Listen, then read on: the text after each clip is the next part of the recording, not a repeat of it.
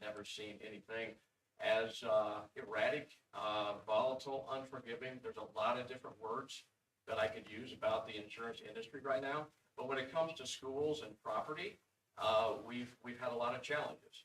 So we were very happy to be able to deliver a $10,000 deductible, which not many others will even talk about that these days. So I think with that, also, most importantly, I think a partnership. I've done this for a long time, and it's always about relationships.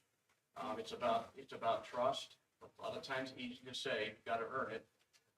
But you know, we're part of the community. We want to be a good partner. And again, I hope that we don't have a need, you know, for a lot of in-depth claims, but we are ready if that happens to support Tipton Community School Corporation. I think maybe a couple other things I wanted to just mention that we view as a service. I know Ryan and Brooke did. With this new carrier that we're going to introduce to Tipton at the end of the month, they're going to come in and do a complete property appraisal service. That's a pretty big deal. I think with schools in general, that's the biggest X factor. You just really don't know from year to year, from project to project. And, you know, there's been a lot of projects and improvements done here. So basically, we're going to come in and we're going to do a complete updated property appraisal so that at least we'll know what the right number is. Because it's a difficult thing sometimes with public schools. A lot of buildings, you know, a lot of buildings at different ages and conditions.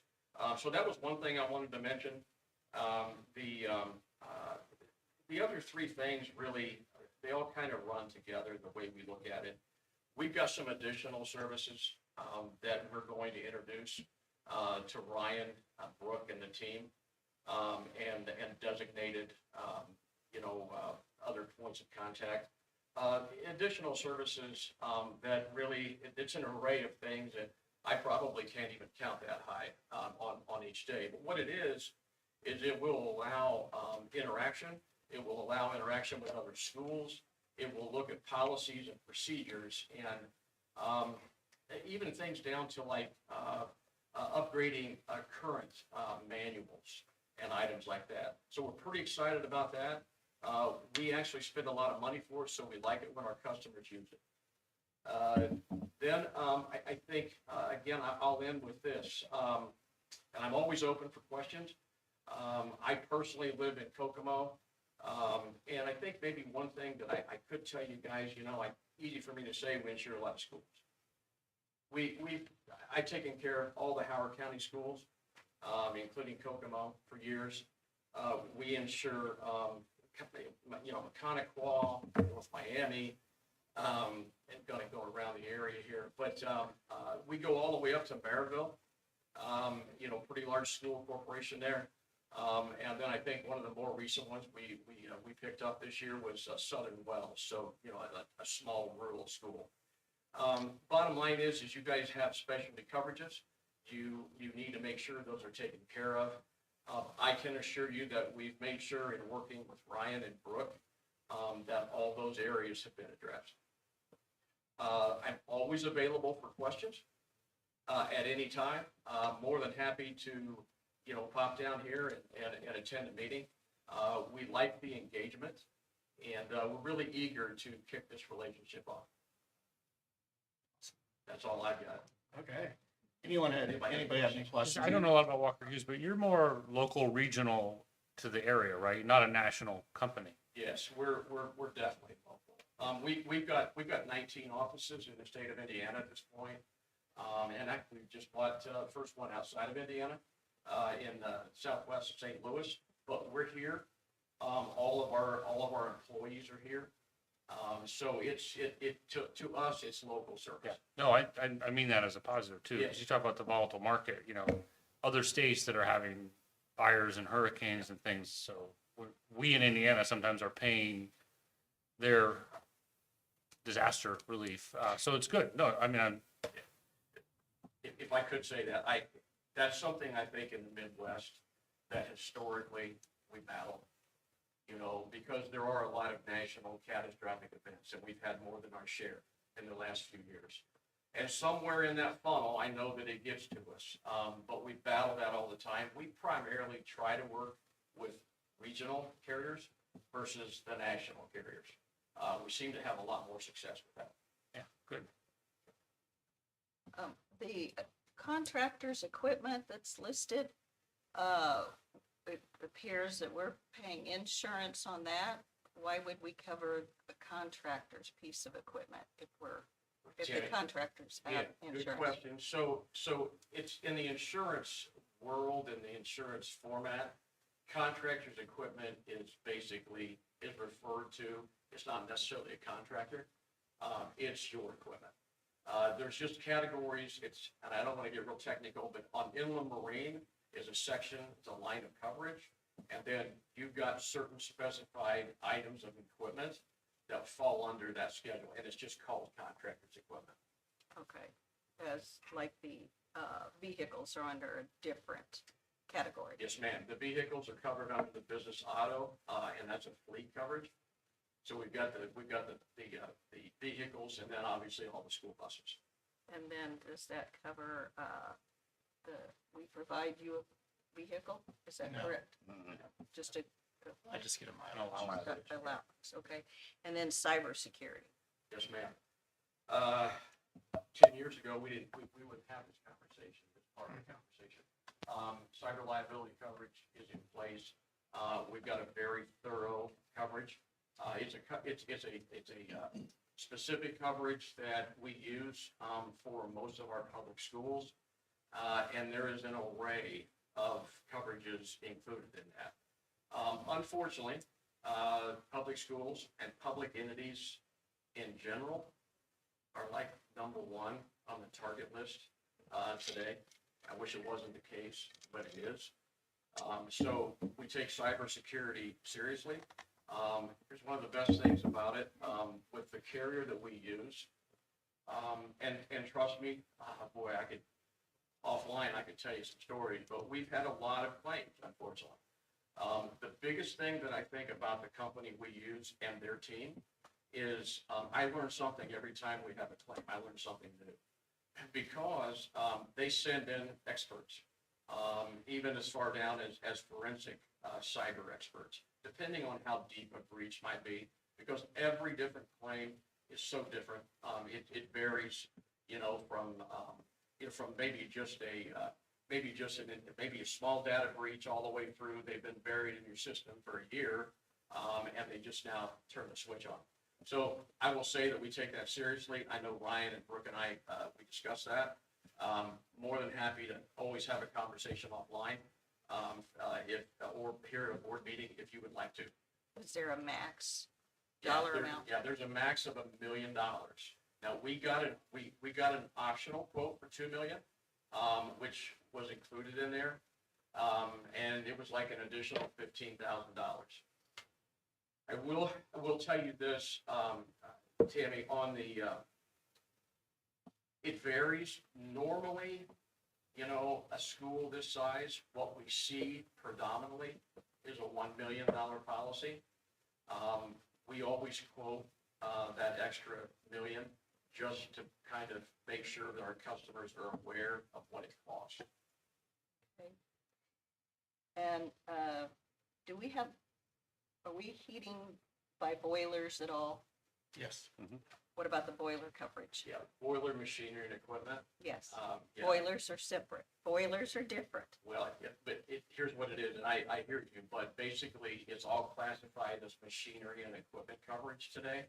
And it's always included in the property form.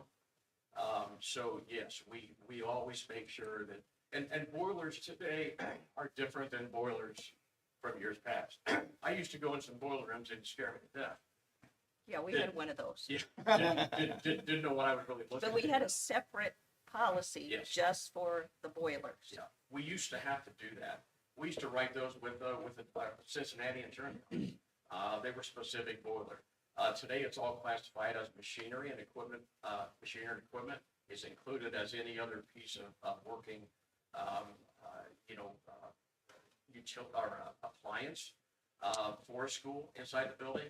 The biggest thing about those is the business interruption coverage, because if something happens, it could be large of nature.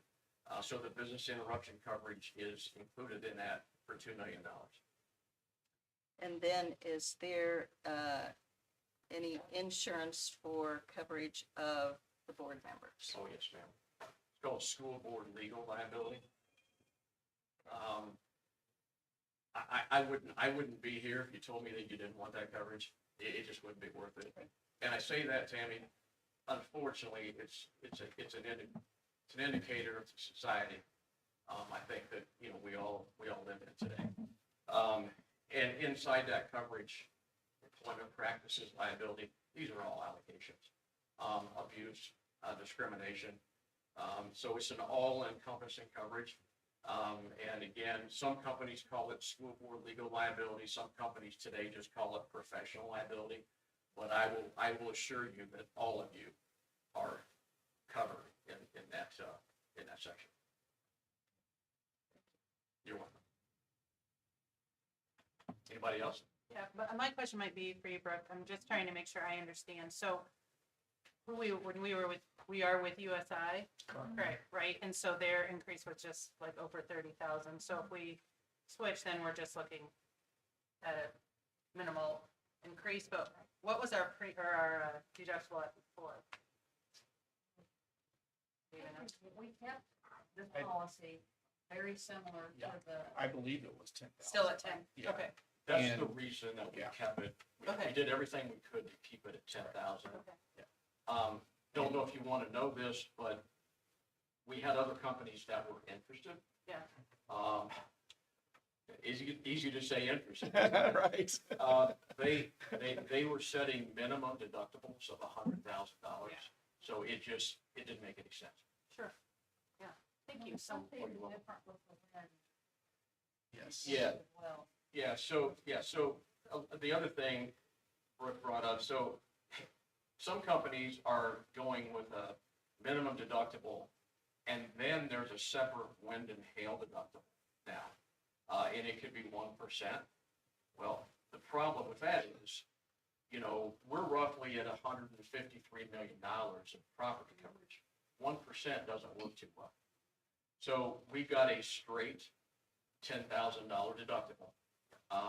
No exceptions for wind and hail. great, thank you so much. You're welcome. Yeah, great. What else? And trust me, I know what wind and hail can do if you've seen my house Yeah. this winter. They're finally done, but it looks rough for a while. I'd just like to end by saying thank you. We look forward to a great partnership with Tiffin Schools, and again, always available if anyone has any questions. Thank you, Ryan. Thank Appreciate you. it. Thank you. Thank you. Next item on the agenda this evening is just a follow-up and update on the baseball diamond conversations that I've been having with the city. We have gotten a draft of the lease agreement. We are trying to, there's an architectural firm engaged. There are some conceptual plans that the city has. We've asked to see those plans and go over them with our facilities team to make sure that whatever they're considering is something that goes with what we want and where our pipes are buried and things of that nature. So, so we've asked to see that, and we haven't had that meeting yet. So we have pulled back on the attorney on the lease agreement until we get a chance to see those plans and that we can confirm that the project is funded. So if we have a $4 million concept and a $2 million budget, we're not signing a lease, obviously, for that. So where we are with that is we're waiting now on the city. And as soon as that happens, I'll keep the board updated, but it's moving ahead, albeit a little slower than it was the last time I updated you. So just wanted to update everybody of that, get on the record with where we are with that. So, So next item on the agenda goes to Mr. Jaworski, I believe, on the discussion for the process for selecting and approving our curricular materials. So Scott? All right, thank you. So again, one of the things that you guys voted on tonight is approval of our scope and sequence for materials, and then the non-consumable supplemental curriculum materials requested by teachers. So this is just a brief 10,000 foot overview of kind of where this has come from and overlook the process itself. Shorter than my usual presentation, I promise. So first off, the first spreadsheet I shared with you guys in March was shortcuts to the district's scope and sequence documents. The scope and sequence documents are essentially the roadmaps for our teachers as they unit plan throughout the year. Breaks down the curriculum, which is the Indiana Academic Standards, into units that are essential standards. So the essential standards for each course, each unit, those are what's broken down there. Again, that makes up our guaranteed viable curriculum that all students are expected to learn. Included in that scope and sequence document is a list of all the curriculum materials our teachers anticipate applying in their classes. Basically everything from paper clips to novel sets. All of this is done not only as an accountability measure for our content that teachers are responsible to teach, but it's also means to provide that transparency for our community about what their child can expect to learn this year. So if you want to know what little Johnny is going to learn in 5th grade math next year, that map is laid out in its entirety, available for public consumption. The second spreadsheet shared with you in March was a list of those non-consumable supplemental curriculum materials that were requested by our staff for the upcoming school year. We did this in the fall, we did it last spring as well, and before then. So again, these are your paid curriculum materials reviewed by an advisory committee made up of parents and professional educators to review that you guys can recommend to you for approval.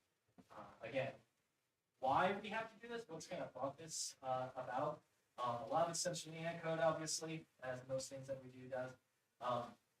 The first one, obviously established in 2011, each governing body has the authority to adopt curriculum materials for a school corporation.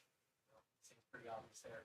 The ones that are updated, the first one that really motivated a lot of this reviewing of policy was 2026-12-1, which is each governing body of a school corporation shall provide at no cost curriculum materials for students enrolled in the school corporation. Again, I'd say overall a net positive for our families, for our community. Again, it's free public education should be free public education, right? Along with that came some of this language, which I'll talk about next, on the next slide as well. But the local curriculum material selection for Indiana Code 2026-12.4, a special committee of teachers and parents may also be appointed to review books, magazines, audiovisual material used for purposes of classroom to supplement state adopted curriculum material. So we have a process for adopting textbooks, right? That's a very similar process to what we do with these non-consumable curriculum materials. This is Indiana Code. It states that we may. So in response, in 2023, our board changed our policy from a may to a shall. The superintendent shall implement administrative guidelines for the selection of curriculum materials that shall include effective consultation with the advisory committee of parents, professional staff members, and all appropriate levels. So again, this process is applied both to requested resources, like I said, that comes from anything from web-based programs, apps, or again, your books or novel sets. Those are the kinds of non-consumable materials that we're talking about.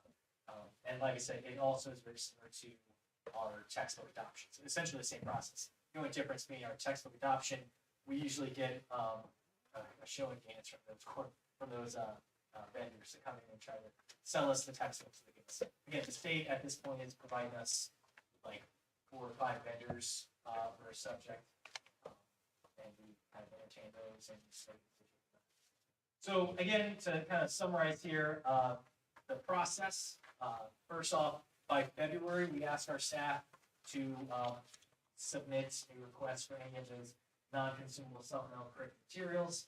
In March, we get those special advisory committees by building together to review those and submit a recommendation to the board.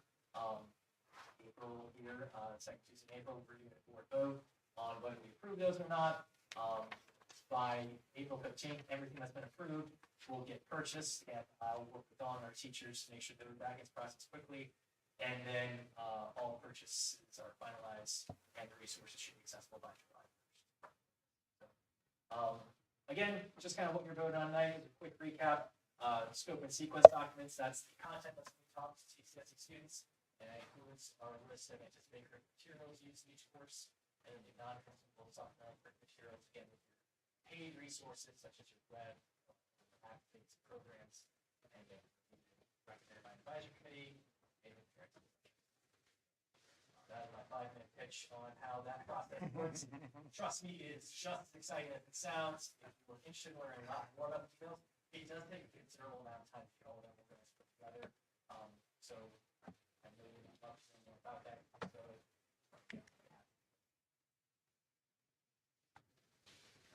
Any questions? thank you very much. Everybody good? All right. Next item is the board policies are in our packet. This is batch 4. There's no action on this tonight. It is just there for our first reading, but did want to draw your attention to that group of the policies that will be up for vote in our May meeting. So they are located there for afterwards. If you want to go back and review those, that's where they are. And then advisory committees, I don't think we had anything. We did not schedule We did that not have one, anything but, on the you know, advisory committees.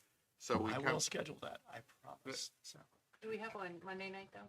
yes, Do you know what time yet that is? I'm trying to plan it with 5:30? my Disney hangover. 5:30? 5:30. unless it needs to be earlier. Which committee is that? Student achievement. Student, is that student achievement? What's that? Let me confirm that. I'm not sure it is student achievement. Maybe, I did- maybe we, Hey, Rob, maybe you could. we found our new Amber. what's I that? will. We found our List new Amber. of I'll resend, committees. I'll resend That- out the, So, list of where we're at. let me look really I quick. appreciate you reading and detailing your questions on the board policy. Yeah, you. Yeah, it is student achievement. You can join the policy committee. So if we you'd have- like. Yeah. I happen to be on there. If you want more information. I'm already on more committees than, Are you sure? yeah, I'm pretty sure. I think you did, I do think you got elevated to a few more. Yeah, Yeah, I know. Okay, so yeah. did you What like happens to when be the on school it? Punishment for asking too many questions. All right, so from a get public it. work session, we do have the Student Achievement Advisory Committee. We believe that's on Monday It's on Monday. at, and we believe that to be 5:30. Yes. As of Yeah. print, as of now. So that is coming up. Next on the agenda is comments from the community. We have one. We have one. Is it Tom?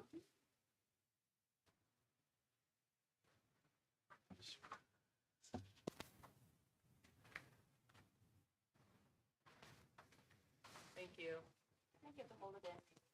Yeah, I think you, There you go. there you go. You are in Got the business. green light. I just wanted to, in my opinion, express something. I just feel it's a very slippery slope when we as a school corporation start down the practice of messaging parents regarding reaching out to our official representatives in opposition to legislation, and in this case regarding the Senate Bill number 1, especially since there was an active advocacy against making things like school board elections partisan by listing an affiliated political party when running as a school board candidate. And testimony was given by our own board president during this legislative session to keep everything apolitical, which I'm a firm believer in. I have never seen anything like this before in over my 8.5 years of attending school board meetings. And the bill is constantly changing. It's a huge bill. It's 65 pages long. It encompasses so many other issues as well. I mean, like first-time home buyers, property deferral, senior tax reduction, a lot dealing with farmland incentives, things like that. So I just feel that sending a corporate-wide message that kind of puts the political slant on it, that it's only about taxation in schools, is kind of misleading. And I hope people read the entire bill and decide for themselves, as it should be. But first and foremost, I hope we don't continue this practice and strive to remain apolitical, because we all are very concerned about our school and funding and where the money is being spent and how. And furthermore, I would like to ask you as a board if we could review our website, because it's a mess and it's difficult to find things. And I understand that we pay for this service, and the return on the investment, I feel, is poor when you have to sit there and search through everything, where it used to be when you went on the website, on the left side of the ledger, you could automatically see where school board meetings were, the dates, the time. And now you literally have to spend time searching for it. You can't find it, you can't access it. And it's extremely difficult, and I just think it defeats the purpose of enhancing communication and information finding for parents and alike. So I would really hope we would look at that, because just to find the date for the meeting, you have to actually go to the school calendar and look on every single date through the month to make sure you're not missing the school board meeting, or if there's a special meeting added for some reason, or a public hearing, those kind of issues. And I just feel the current setup in no way helps to meet our strategic goal. And it makes it more difficult and cumbersome to find all this information. And in fact, its setup and navigation ability is in direct opposition to our goal of improving communication. So can we please reassess and revise the current format as it stands? Thank you, Laura. Thank you. It's positive. Dr. Blaine, is that something, the website we could talk about, communications, we have that in there? Yeah, we actually did some work on the website today. Okay. So,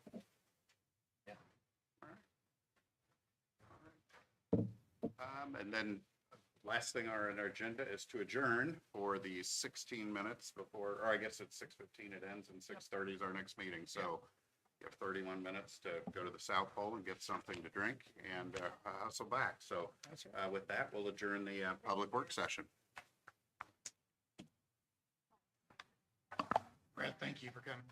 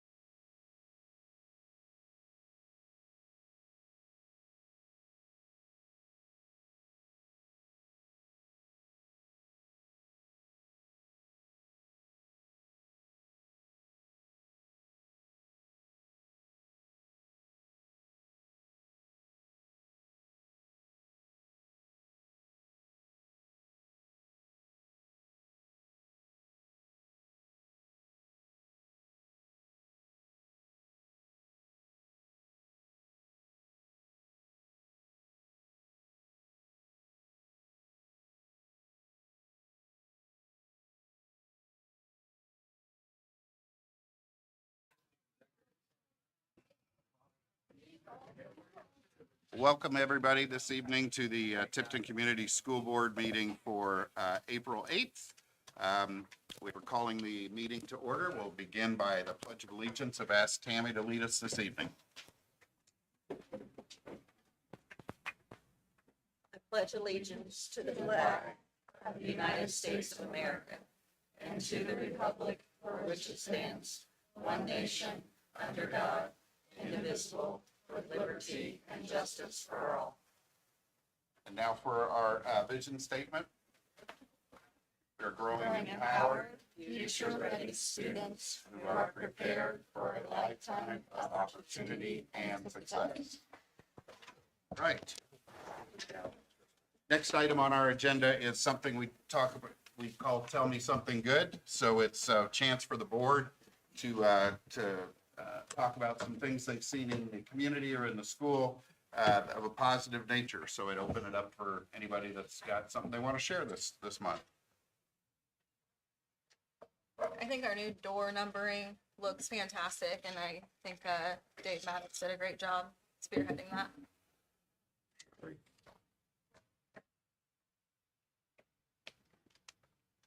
I did want to just kind of, and this is kind of under the Tell Me Something Good, but Cliff Hawkins, our basketball coach, is in surgery today for a kidney transplant.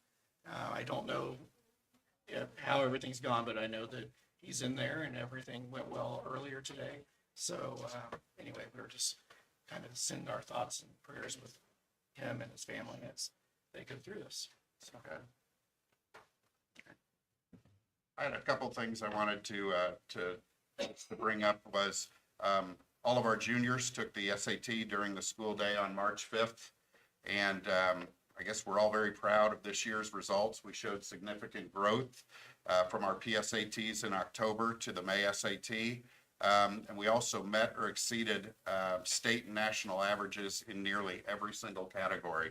So a huge shout out to, Carrie and all the people in the high school that are making that happen. But as a community, we should be very pleased with the efforts that we're seeing around our SATs. And then also to your point, our DC trip, Mr. Bales had a huge group, according to Facebook, showed up for that meeting. And then our YOs leave tomorrow morning for Disney, and they're performing down there for a few days. So we've got kids traveling, so hopefully your thoughts and prayers are with those, with the chaperones, number one. Number two, with the students, that they have a great, exciting time, both in Orlando and in Washington, D.C. Anybody else? All right. Well, next we come to the Blue Future Awards, which is all you guys really are here for. The rest of it is pretty mundane, but I'll let Dr. Glaze take off with the Blue Future Awards for this month. Okay, are we going to start with high school?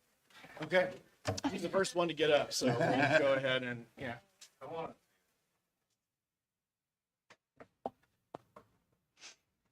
We gotta really be happy and proud of Sam here, because I invited all of the seniors on the basketball team, and Sam is the one that's come in the clutch here to be recognized. I just wanted to give a Blue Future Award to our boys basketball team.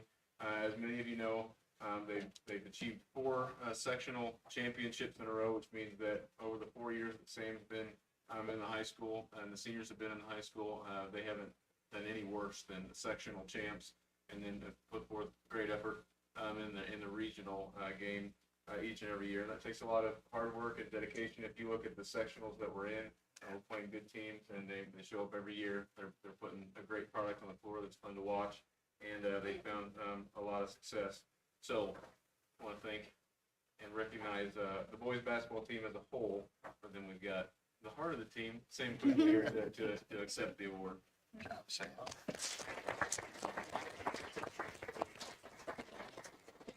The other 2 seniors, by the way, Grady Carpenter and Landon Spidell. So if you see them around, give them a hard time.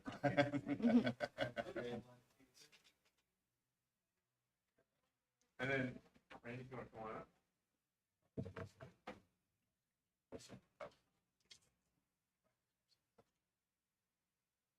Well, also, Randy Bagley helps with the basketball team and has done so for 16 years as a statistician.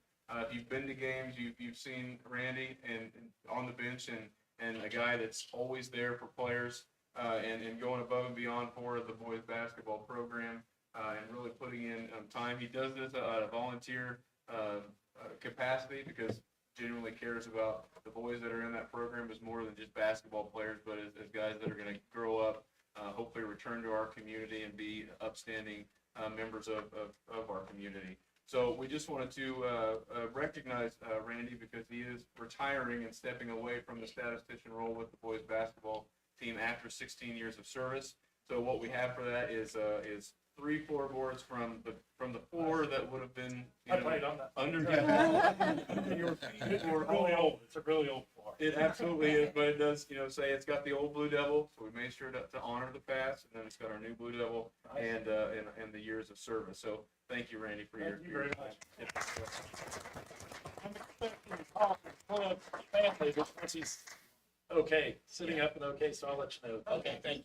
I would like to say that it's been easy to coach here because of the parents. Parents are great here. They really are. Thank you. Absolutely.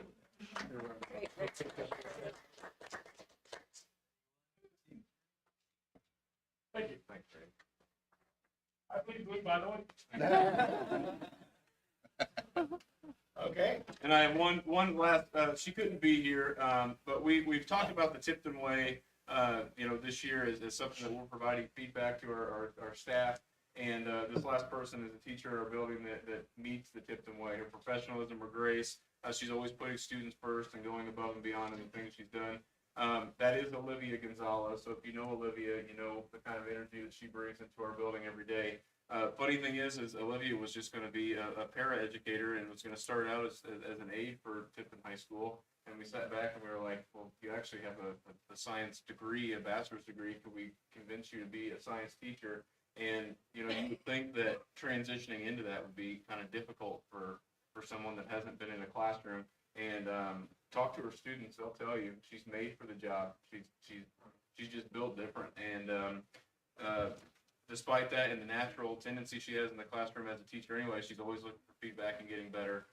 She gets involved with athletics and does everything that we need her to and more. So she can't be here because she's coaching right now with the softball team, but I have a Blue Future Award that I'll give to Olivia Gonzalez tomorrow. So, thank you. Members of the TMS swimming and diving team as well as Coach Vester, pop on up, let's do this thing. Okay. Okay, yeah, I was about to say, Sophie, you can come on up too, okay? Hop over this way, hop over this way. We'll start delivering while Ms. Faye starts us off. Mr. Ayers and I were prepared to fight over this one, but we decided that there's enough bragging that we could go. That's big. Right. All right, so we nominated the Tipton Middle School Swimming and Diving Team and Coach Kendrick Vester for a Blue Future Award this month. This season marks Coach Vester's first year leading our team, and under his guidance, the team achieved an undefeated season and secured the MIC championship title for the second consecutive year. Additionally, he's not here, but we'd like to acknowledge our diving coach, Corbin Nelson. He was a Tipton graduate and a current school diving record holder. Under his leadership, our divers secured victories in every single meet. Our 2 fifth-grade divers made a strong debut, proving to be extremely competitive despite only having a couple practices under their belts.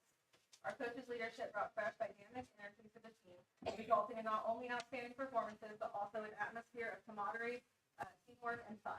Our team had several landslide victories throughout the season, showcasing both talent and lots of hard work. If anyone just spent 5 minutes on the deck with these kids and these coaches, first you'd be here demanding that they got a raise. But you would also see why the team has been so successful, just because they have coaches that genuinely care. And this is all our script that we agreed on. But last night at our awards banquet, Coach Vester took the time to really call out each individual and speak to some, like he knew them. And after just one season with them, that's really something special, especially with a group of coaches. So we had 2 girls that went undefeated as individuals this year, and Mr. Ayers is going to speak about one, but he's going to let me brag about one specifically. So I am honored to be able to recognize our 8th grade diver, Madison Spencer. She wrapped up her 2nd undefeated season, placing first in every meet in both her 7th and 8th grade years. For 2 seasons, she was the sole diver for TMS, and this year she was thrilled to have some teammates to share the experience with. She finished the season as an MIC champion and was only 4 points shy of breaking the MIC record. She's overcame so much adversity in her diving career, and although we can admit that I'm a little bit biased, I don't think anyone would agree that her dedication and excellence in the sport is undeniable. Maddie, you get the first one. So I'm also going to be talking about our swimmers. My policy when it comes to acknowledging anyone who's an athlete is anyone who's breaking records, and I got a lot to celebrate this year. And more, hopefully, I mean, not gonna, but I don't want to put too much pressure on people, but hopefully I get to celebrate next year too. Specifically, I want to talk about 4 ladies. We've got Josie, Evelyn, Monroe, and Annie here. I wrote it down so I wouldn't forget. They broke the records, the school records, in the 400 free relay and the 400 medley relay, right? Well, see, there we go. Close. Okay, thanks. 200 free relay. Woo! Okay, and 400 medley. I got that one right? They're both free. Great. They're swimming fast freestyle. Cool. You got it. We're nailing it. Okay. Annie is, of course, an forget honorable mention. I think I put it in a Facebook post that she's got propellers on her feet. I mean, she just broke so many records beyond being a part of that group that swam 3 relays and won them. She also broke the record for the, correct me if I'm wrong, 100 individual medley, 100 meter breaststroke, 200 freestyle, and 400 freestyle. Yes. Nailing that one. Perfect. Okay, so That's awesome. and I will say, selfishly, I'm very excited. Josie, we're gonna miss you next year as you head on up to the high school and do great things. But I get to watch the other 3 girls still swim next year too, right? And hopefully see some amazing things happen there. So, now those are the only ones that I've got up here. I did originally I was gonna just invite a couple of them, but I'm glad the Fakes are here too to represent the entirety of the diving team. I've got Blue Future awards for every single one of them. If you were at any of the meets this year, just the energy, the positivity, it was just wonderful to be around. I would just hop on down, watch the national anthem get sung, and see the kids supporting each other. I mean, just the level of support that happens there. I know that swimming, in a lot of ways, feels like an individual sport. But of course, when we are able to do that together and support one another together, we know that even if we're, the only one swimming in our lane, that we're able to swim further and faster when we're supporting each other through that process there. And that is, of course, led by a wonderful coach, okay, but it's enacted as well by a wonderful group of swimmers as well. I don't know why Harlow didn't come up either, but, maybe next year, I guess. So, anyway, Miss Bay, I'll let you finish this out.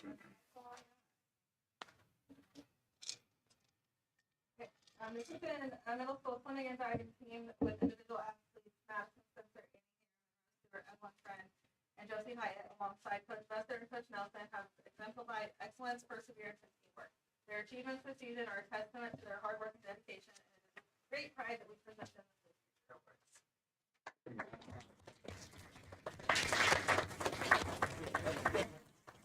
Let's step over there so that way we can get a picture where Mr. Jaworski can. Oh, Okay, there we go.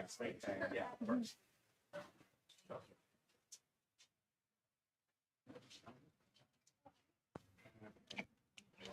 It's great here too.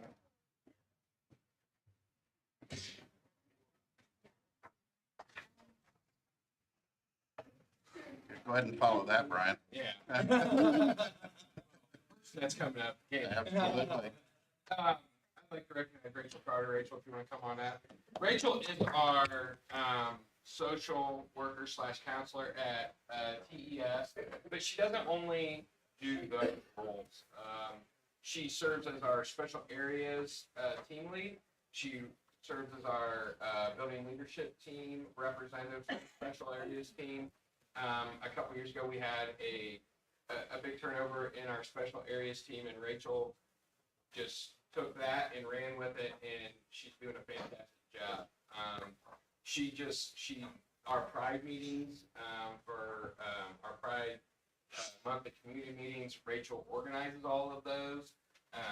She communicates with the presenters and gets all the prizes and makes sure everything's in line on those days. So Rachel goes way beyond just her duties as a social worker or counsel at TES.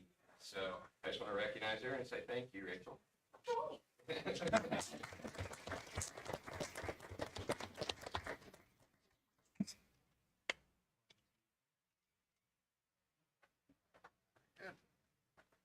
Well, that concludes our Blue Future Awards, and for those of you that came for that, you are free to leave unless you're dying to know about our property and casualty insurance quotes and other financial matters. But thank you for coming out and supporting your kids.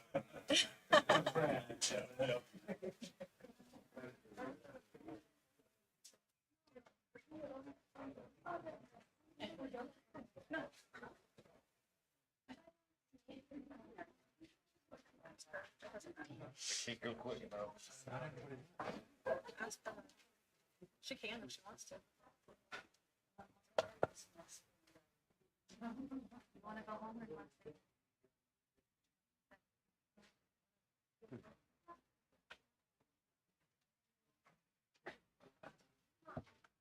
All right, next item on our agenda is comments from the community. I believe we have one signed up for agenda item 9, correct?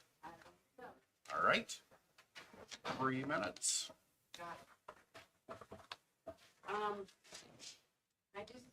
I first want to say thank you, Dr. Blaze, because even though we may not agree on things, but it's always done respectfully, and I appreciate your willingness to dialogue and talk and just share information. So I appreciate you sending one of the policies so I can check it over, which just proves that you can do it. We can do it as a board. We can send it out, that what's in the packet, you can send out before the meeting so parents can have a say in it. And it was the harassment policy, which, I mean, I think the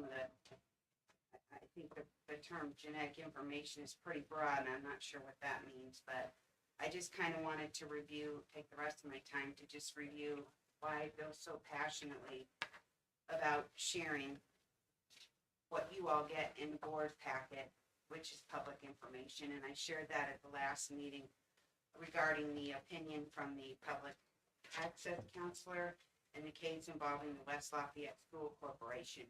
Because the entire purpose of the board packet is to provide members with a succinct, finite set of documents to review and to consider during an open public meeting.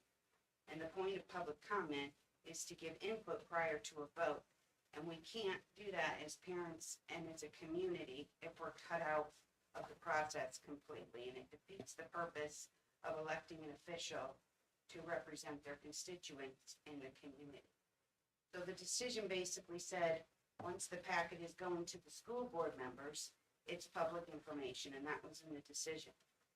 And the concerns from the school board member who actually filed the claim was that she felt nobody knew what was going on if you were in the audience. And that the school board packet has all the relevant documents associated with agenda items. And the public should have access to those packets before and after the meeting. And her view as a school board member was that she could not represent her community because she can't represent the community if the community doesn't know what's going on and can provide input before a vote is taken. So she pushed for more transparency, and apparently, per the decision of the public access counselor in the spring of 2023, they voted 7-0 to change their practice at West Lafayette. And I'm just advocating that we do the same thing here at Tipton, because the meeting packets before and after the meeting are so important that the public can see so that we can offer our input and feel represented. And currently, we don't. So I, again, would encourage you to do that. I have reached out to the public access counselor. Apparently Luke Britt has stepped down as of the end of February, so I've sent an email just because I would like clarification as to that whole decision and kind of how we can proceed going forward. So I thank you for hearing me out. Thanks, Laura. Thank you. All right. Next item on our agenda is to review and approve the consent agenda. Within that is the approval of our agenda for this evening, the approval of minutes from our work session on March 11th, and our regular session minutes from March 11th, and then the executive session minutes from March 17th. We have the approval of claims from April, approval of the personnel report, which I'll read at the conclusion of this, approval of field trips for both the high school boys golf team to participate in the Adam Shank Golf Invitational in Vincennes, and also for the state FFA convention overnight trip in June. And then approval to accept some donations. And since we do have members in the audience here, it's good for you to hear the support that the school has from the community. Tonight, we're going to approve to accept donations from the Tipton County Foundation for our employee recognition banquet. The Black Baud Giving Fund is giving TES donations. The Tipton Elks is giving a donation towards the All Pro Dads program. The National FFA organization has given a donation specifically to our chapter. The Campbell Family Foundation has given a generous donation in support of the TES playground. The Land of Lakes program has given $1,000 for our lunch program that helps with those balances. And then the Phi Beta Psi sorority, has also given money towards the charitable lunch program. So wanted to publicly recognize those supporters of public education and thank them for that support. At this time, I would take a motion to approve the consent agenda. I move to approve the consent agenda. I'll second. I have a motion and a second to approve the consent agenda. Any questions or comments? I have one comment, and I'm trying to make this short, but I'm very concerned about the resignation of Leela from fourth grade teaching, that we put extracurricular, the board, the staff, the faculty, the community, education should be ahead of extracurricular. And to run someone off, because, I mean, we got a lot of emails. I feel like, I know you're looking at me run off, but the parents, there were a lot of movement to get rid of Leela as a coach. And most of them said, it's not about her. They backed her character. She's a fine person.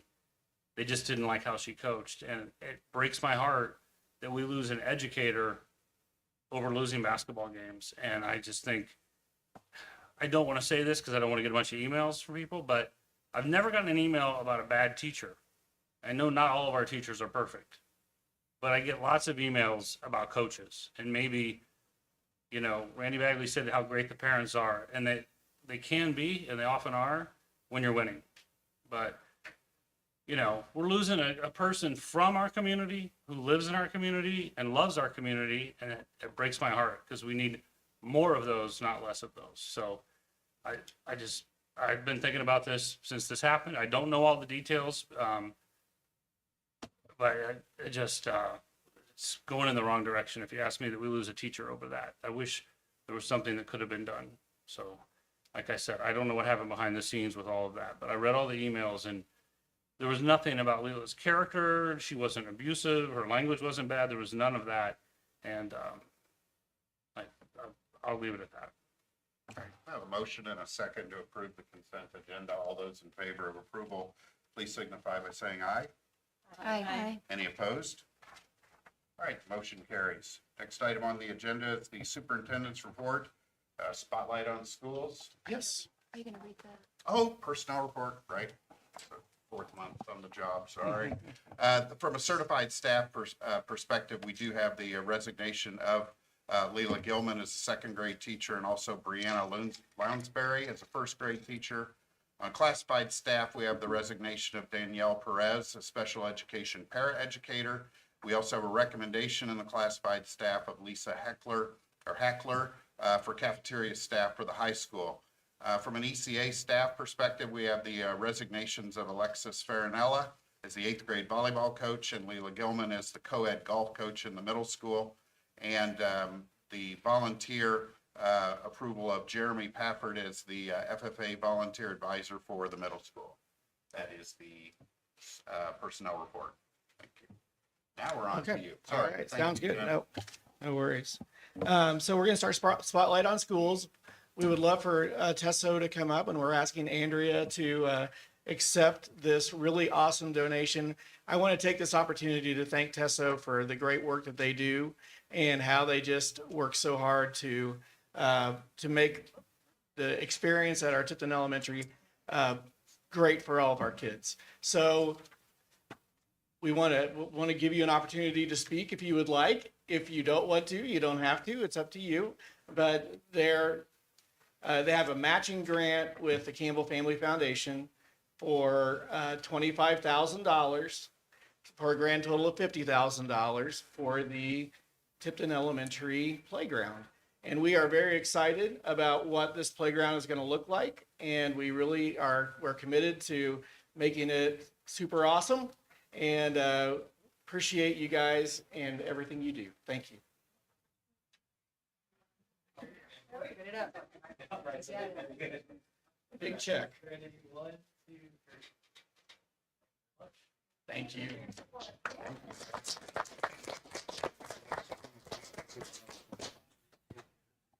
I did want to just quickly do a presentation. As you guys are aware, we do contract out with Policy Analytics. And what they do for us primarily is just project things out. And they also help us to understand really kind of what legislation, different things might, actually I need to relinquish here.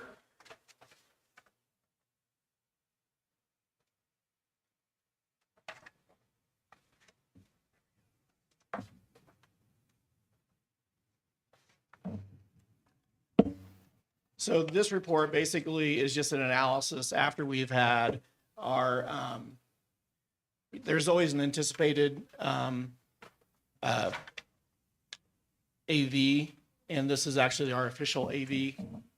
And this is in your packet if I can't get it to pop up here. So you guys may be out of a very entertaining presentation. There we go. There we go.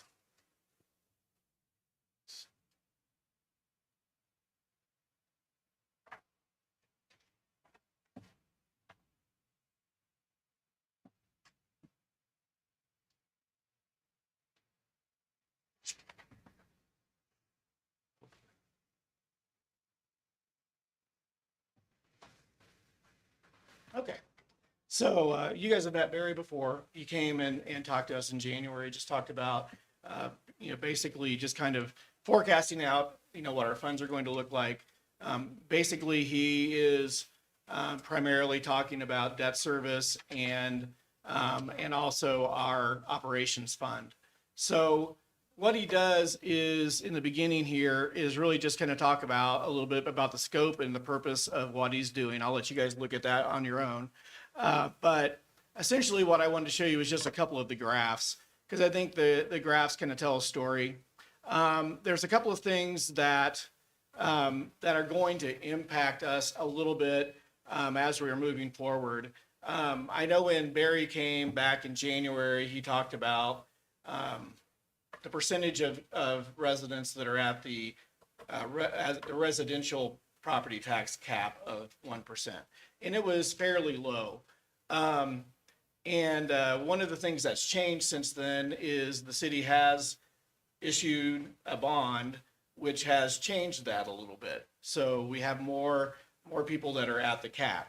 So what that does for us and what that does for other entities in Tipton County is it does affect how the circuit breaker hits us. So we're expecting a little bit of a circuit breaker hit. It's just the way that the tax policy works in Indiana. It's a complicated process, but it is going to have an impact. And we've had that conversation before here, where we've talked about how each entity, we're really kind of all intertwined. And so it's going to have a little bit of an impact. For us, starting in 26, it's probably going to be around $30,000, may increase up to around 40 in the next 2 years. And once again, it's just one of those things that happens when debt is issued. So this is just a little bit of just the tax base within each one of the townships and the city of Tipton. So you're welcome to take a look at that. And then we talk a little bit about, this is the net AV divided by our students. So as you can see, we're far above state average on that particular piece of information. When we're looking at a variety of schools that are similar to us, similar size, similar free and reduced lunch rate. You can see that we are, on the other side of the state average.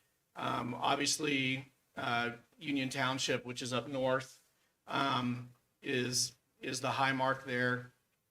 So you can kind of see how we measure up compared to some of the schools that are similar to our size.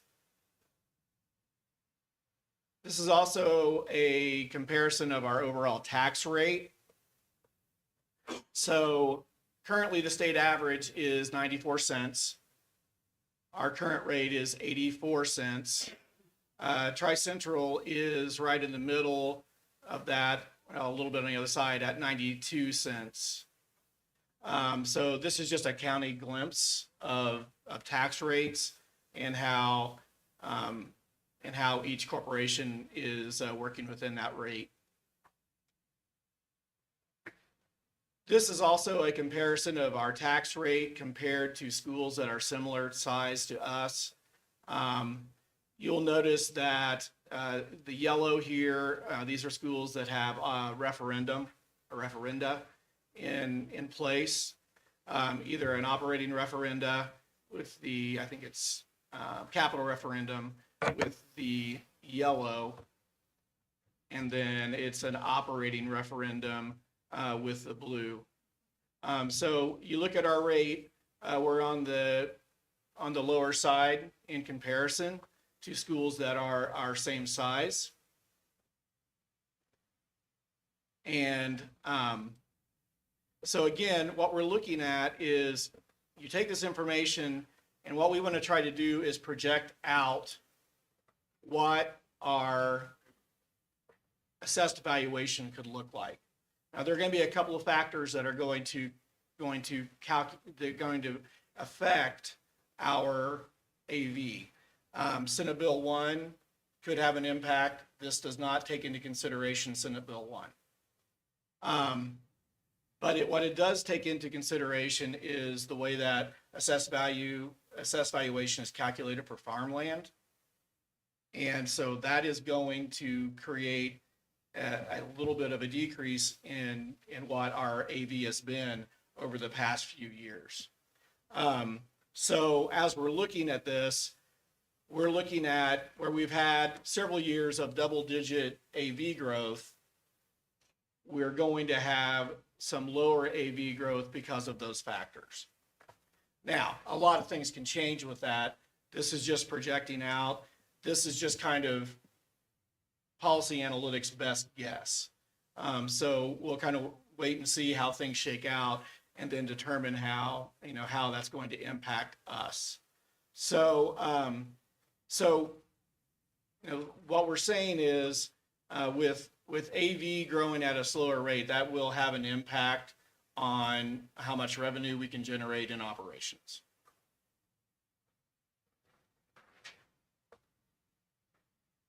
And so basically, as he spoke the last time he was here, we have to kind of decide what philosophy we choose to go with.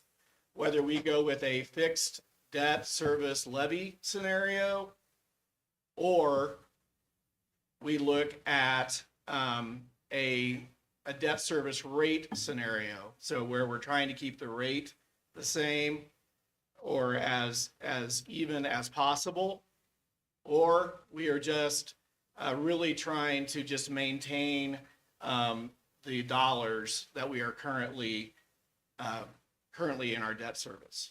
So he is going to come in July and do a presentation, but I thought it was important for you guys to have this before he talks about that, because there's going to be some, obviously a lot of changes with property taxes. There's going to be some changes that, with charter school, taking a percentage of our operating funds. It's not going to impact us yet, but he's going to be able to, in July, he'll have time to have digested all of this information and give us some good information so we can do some planning. But again, you're welcome to look at this. If you have questions, I'll probably just forward them on to Barry because he's far more seasoned than I am on that. So that's that. And we were on that call with them on Friday, I believe, Brooke and I. So any questions on that I hopefully can answer? Well, so we're all watching this House bill that they're trying to give tax relief, property tax relief to the citizens, which will Right. affect our budget. Right. I know you sent us some numbers and it's Yeah. ugly. Yeah. Is there any talk of where they're gonna, I mean, they have to be aware, Yes. is there talk of where those funds are gonna be made up? They, Municipalities, local, yeah. they're gonna raise our local rates. Raise our local rates? And they did, the amendment that came out on Friday, what it did, I mean, when you're looking at, I mean, if they weren't taking away our local option income, we actually would not be very heavily impacted. But they're taking away about $180,000 of local option income tax that we get annually. Look at the And- budget, it's that lit tax Yeah. line. That's, And so I do think there's going to be compromise. I do think I do think that they're going to find some common ground. And I know that, right now, you know, there's some division in the Republican caucus on where this needs to be going.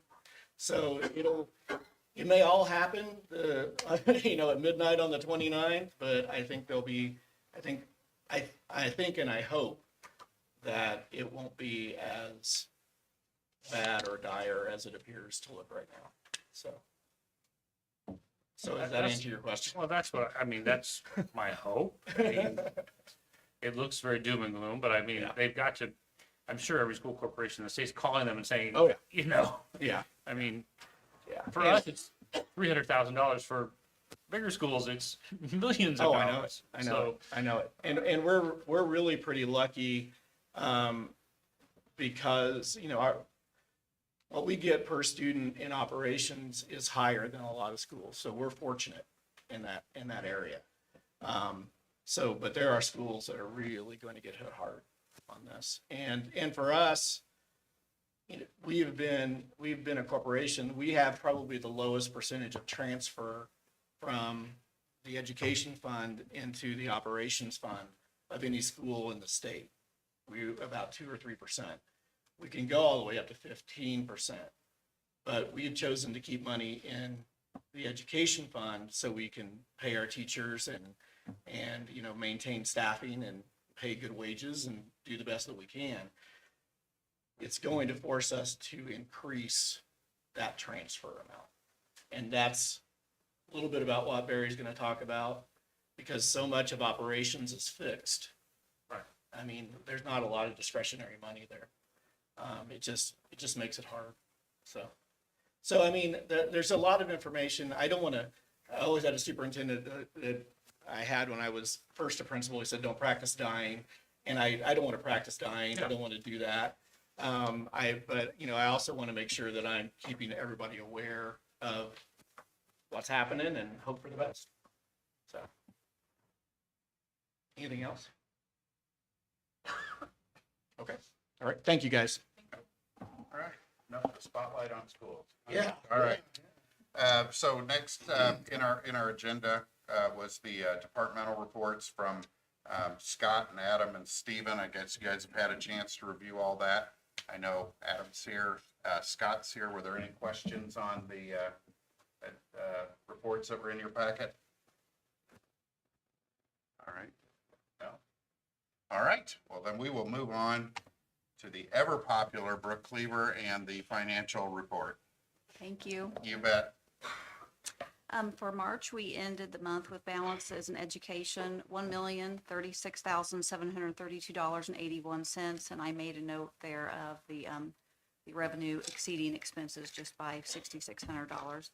Operations fund, balance ended with $484,776. The opposite happened there. Expenses exceeding revenue, of course, because we don't get a majority of our draws until May and June. Debt service fund remains at $791,105.05, and rainy day fund remains at $2,000,000 $3,833.41.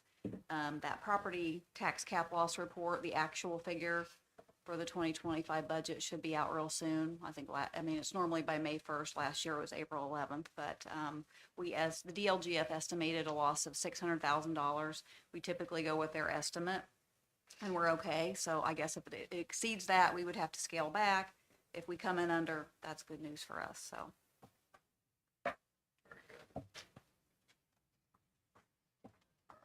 Thank you, Brooke. Any questions on the financial report for Brooke? All right, we'll move on to old business, which is ironically me, so I must be the old business. We have our second reading and approval of batches 1, 2, and 3 of the new CCHA policies, administrative guidelines, and forms. We've had an opportunity over the last meeting and up until now to review batches 1, 2, and 3.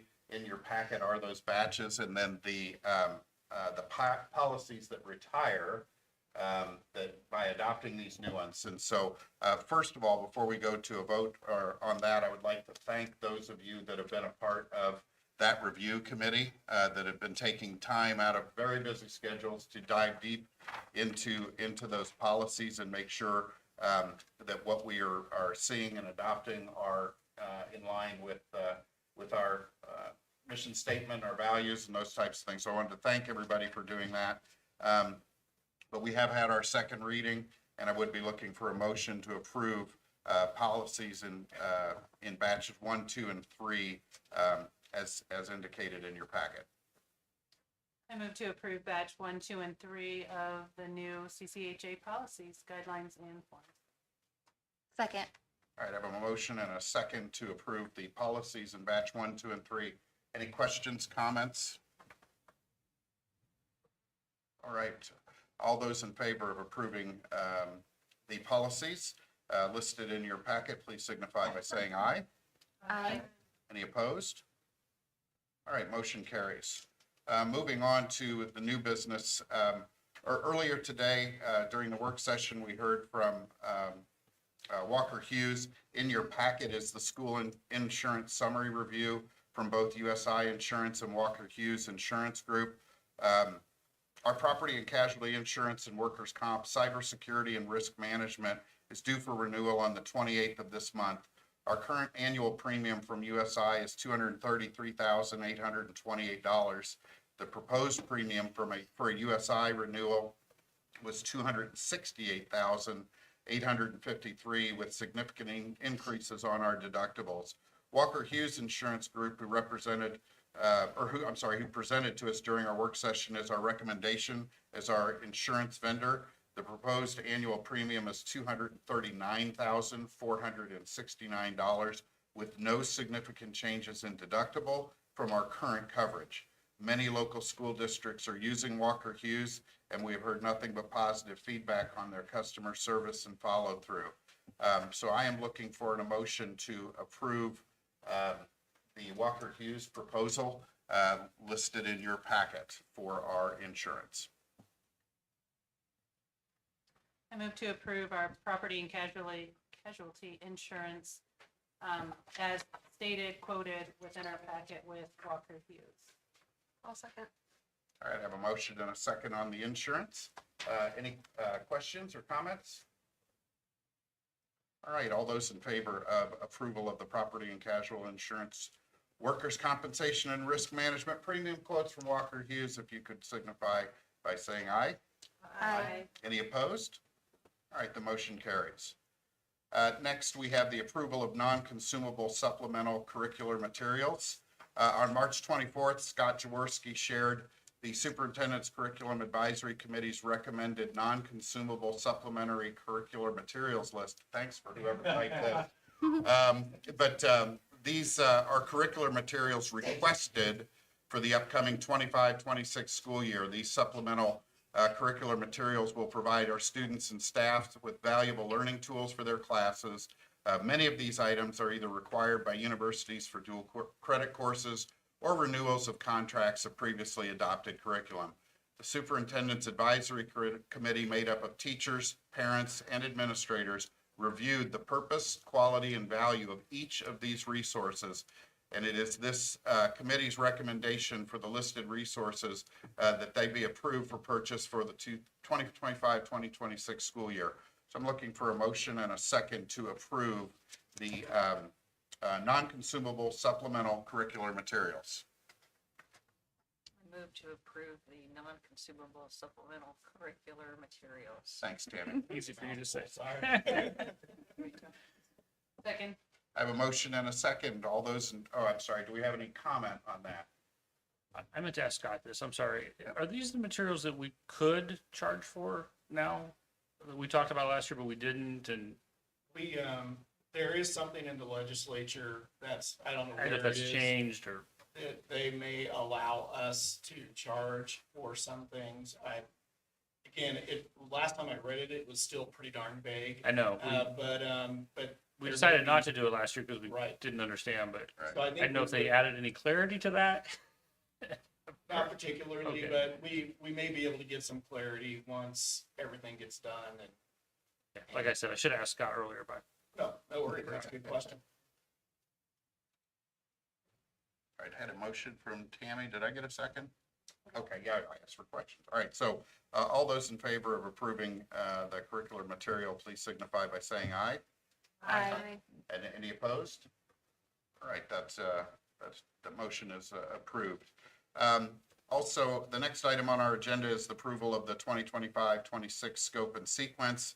In accordance with our policy 2510, the superintendent shall implement administrative guidelines for the selection of curricular materials. That includes effective consultations with an advisory committee of parents and professional staff members at all appropriate levels. All currently used curricular materials are included with the scope and sequence documents shared with this board on March 21st, 2025. The approval of the scope and sequence documents shall satisfy the school board's oversight of curricular materials for all TCSE students, and all scope and sequence documents will be updated and uploaded to the website upon our approval. Concerned parents or patrons may complete the curricular materials reconsideration form if they believe any of these materials are inappropriate. This would begin a review process. We are requesting approval of these documents as written. So I would like a motion and a second to approve the 25-26 scope and sequence. I move to approve the 25-26 scope and sequence. Second. All right, I have a motion and a second. Any questions or comments on 2025-26 scope and sequence? I have a question. Yes. I noticed that there are some of them that don't appear to be completed or done. Is there a date where that's going to be? Which one specifically? There's some without the check marks beside them, but Yeah. special education 9 through 12, that's one that I guess would concern me to not see that.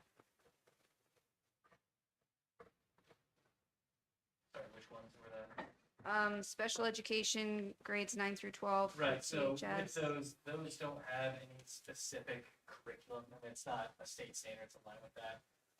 The reason we include that is simply because those teachers in those different departments use curriculum materials, and so we want to make sure that any curriculum materials that are used are accounted for by them, but they don't teach a separate curriculum from what's being taught in the class. They teach a follow-up remediation second teaching essentially for that content. So they're essentially taking what's being taught in the classroom and working further with those students. That makes sense. Yeah. So What about yeah, good global question. economics though? Like, Which one? Economics? do they just not have a class on that this year or something? We did not. Okay, Yes. all right, okay. Thank you. Thanks for your question, Beth. So I have a motion and a second for the approval of the 2025-26 scope and sequence. All those in favor of approving, please signify by saying aye. Aye. Any opposed? Right, the motion has carried. And then our first reading tonight, in your packet is batch 4 of the updated CCHA board policy, forms and administrative guidelines. There's no action necessary for this first reading, but the second reading and adoption will be during our May 13th monthly meeting.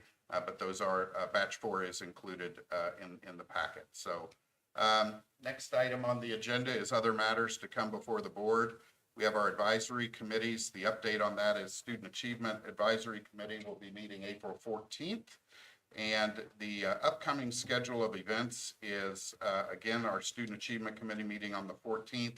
The all-important Tesso Father-Daughter Dance on April 17th. Those memories are now starting to show up in my Facebook. So, so that is on April 17th. April 20th is Easter Sunday. May 12th, we have the Region 5 ISBA Spring Regional Meeting in Kokomo. I know Tammy's out of town, but any other board members that are available and would like to go to that, you get a hold of Dawn or Dr. Glaze, we will get your ticket procured for that. It's 5:30 in Kokomo. And our next meeting is May 13th in this room for our next board meeting. So that is all of our updates. With that being said, I would take a motion and a second to adjourn our meeting for April. Move to adjourn our April meeting. Second. All right, all those in favor of adjournment, please signify by saying aye. Aye. Any opposed? Our meeting is adjourned. Thank you. Thank you all for coming.